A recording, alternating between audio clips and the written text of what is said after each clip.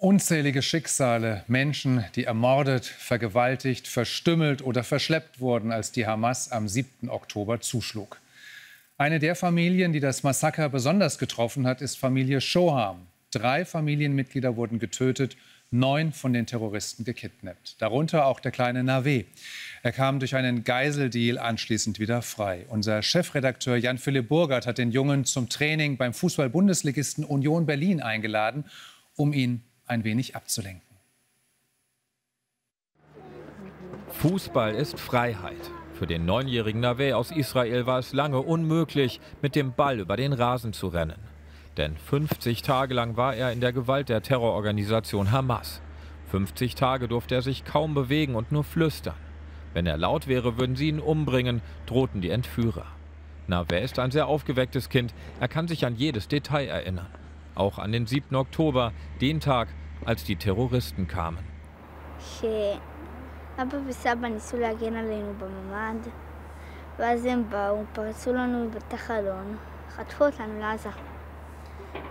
Papa und Opa haben versucht, uns zu verteidigen im Sicherheitsraum. Und dann haben sie genommen und haben die Fenster durchbrochen und haben uns entführt. Der Anblick der Terroristen lässt ihn nicht mehr los.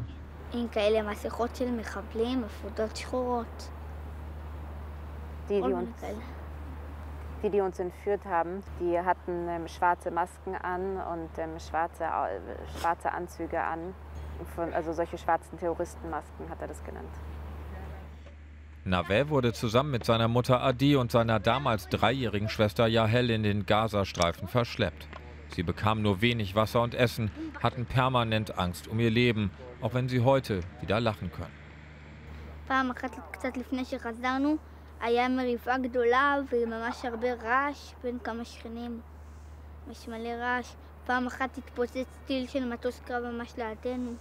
Einmal kurz bevor wir zurückgekommen sind, gab es einen riesengroßen Streit und Geschrei in unserer Nähe.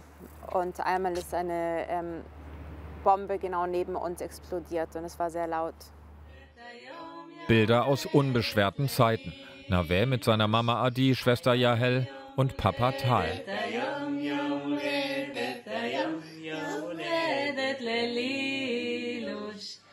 Der 39-Jährige wird noch immer von der Hamas als Geisel gehalten. Er wurde schon am 7. Oktober von seiner Familie getrennt. Seine Kinder haben ihn seit fast einem Jahr nicht mehr gesehen.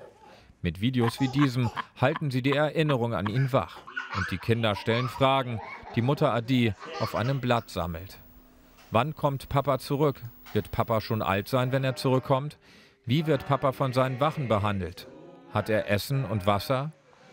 Fragen, die quälen, weil sie niemand beantworten kann.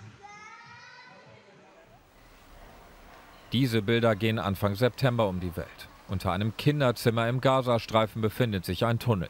6 Geiseln wurden hier gefangen gehalten. Kurz bevor die israelische Armee sie befreien konnte, wurden sie von den Hamas-Terroristen ermordet. Das ist ihr Blut. Das ist das Blut von Hirsch, Eden, Carmel, Ori, Almog und Alex. Sie waren Helden. Sie waren hier in diesem Tunnel für Tage oder Wochen. Wir werden es herausfinden. Sie waren hier unter schrecklichen Bedingungen, ohne Luft zum Atmen, wo du nicht stehen kannst. Und sie haben überlebt. Aber sie wurden ermordet von Terroristen. Es gibt immer noch 101 Geisel. Einige davon leben unter denselben Bedingungen in Tunneln wie diesem in Gaza. Wir müssen alles tun, was in unserer Macht steht, um sie lebendig nach Hause zu bringen.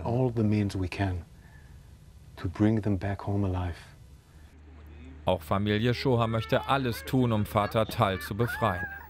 In der deutschen Hauptstadt treffen sie Regierungsvertreter und Politiker wie Thomas Erndl und Julia Klöckner von der Union, um auf Tals Schicksal aufmerksam zu machen. Der Grünen-Vorsitzende Omid Nuripur wird sogar eine symbolische Patenschaft übernehmen. Der 9-jährige Naveh versucht mit der Reise nach Berlin sein Gefühl der Ohnmacht zu überwinden.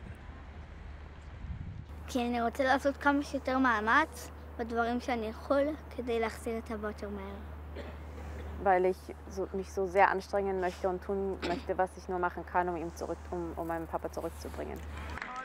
Eine kleine Ablenkung von seiner schwierigen Mission bieten Navet die Profis des Fußball-Bundesligisten Union Berlin.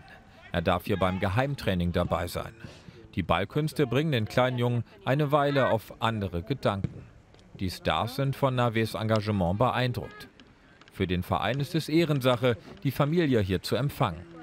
Es gibt so viele Schwierigkeiten aktuell auf unserer Welt. Und wenn wir jetzt hier im ganz konkreten Fall einem kleinen Jungen, einem kleinen Mädchen, auch der Mutter, ein bisschen einen Moment von Strahlen schenken können, ja, ein bisschen abschalten, ein bisschen was Schönes erleben, dann sind wir das, dann ist das Union.